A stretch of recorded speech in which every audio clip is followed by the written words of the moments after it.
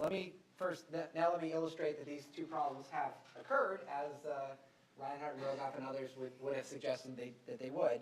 This is the employment to population ratio. So you can often read about the unemployment rate, which has been coming down. But if you just ask the question, what share of the population has a job? Then you want to look at this employment to population ratio. The benefit of that is you're not getting messed up by people who are so discouraged that they drop out of the labor force and therefore don't count as unemployed. By the way, I'll tell another quick story because we have someone here who was at the Council of Economic Advisors. My very first job in government was at the Council of Economic Advisors.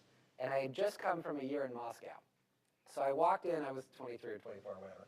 I walked in, they do these security interviews where you have to list every place you've ever lived and everyone you've ever interacted with and what have you. And I sat down across from the FBI agent. This is like 10 o'clock in the morning. And he's flipping through, everything looks okay. And they get to page 27. And there's a 1-month gap in my chronology. I think it was between sophomore and junior year in college, where I didn't put anything down. So he said, we got a big problem here.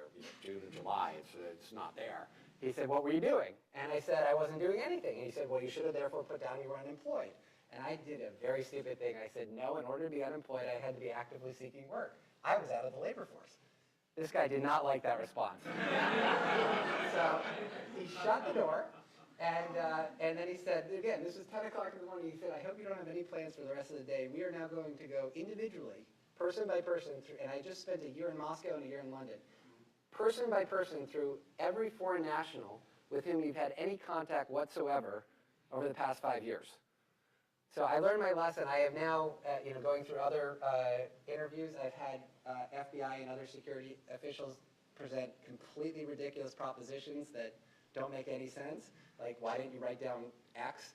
And I now always just say, I'm so sorry, oversight, regardless of how silly the question may be. I once had an FBI agent, by the way, tell me that if you're divorced, your ex-in-laws are your in-laws for life. And so you have to put them down as in-laws, even though they're no longer your in-laws. But I agreed to that. So on one of my documents, that is shown. In any case, that's an aside. The employment to population ratio has fallen by about 5 percentage points from about 62 to 63% pre-crisis to about 58 to 59% post-crisis.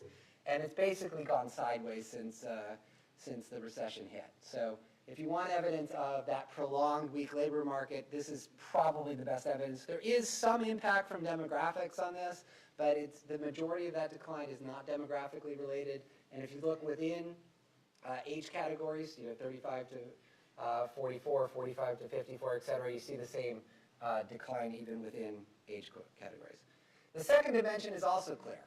Publicly held debt has gone from about 35% of GDP pre-crisis to about 70% of GDP post-crisis, and all of the projections assume that this show that this bump is then just propagated out over time. What's interesting about that, by the way, is the argument that's sometimes made. So my former colleagues Larry Summers and Brad DeLong have made this in a Brookings paper, is that in the kind of situation in which we found ourselves, stimulus spending can so boost the economy and thereby attenuate long-lasting harm from an economic downturn that the debt to GDP ratio is not permanently affected by the stimulus.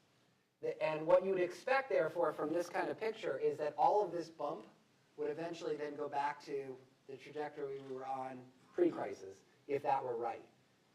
None of the projections are suggesting that. So I think the bottom line is stimulus is probably warranted. I mean, it's not probably, it is warranted, it's beneficial, but it's not free. And that's another motivation for the barbell approach of coupling the upfront stimulus with back-ended deficit reduction. If the DeLong-Summers configuration of assumptions were true, there'd be no need to couple it with back-end delayed deficit reduction because it would be free. Unfortunately, that doesn't look like it's true in reality.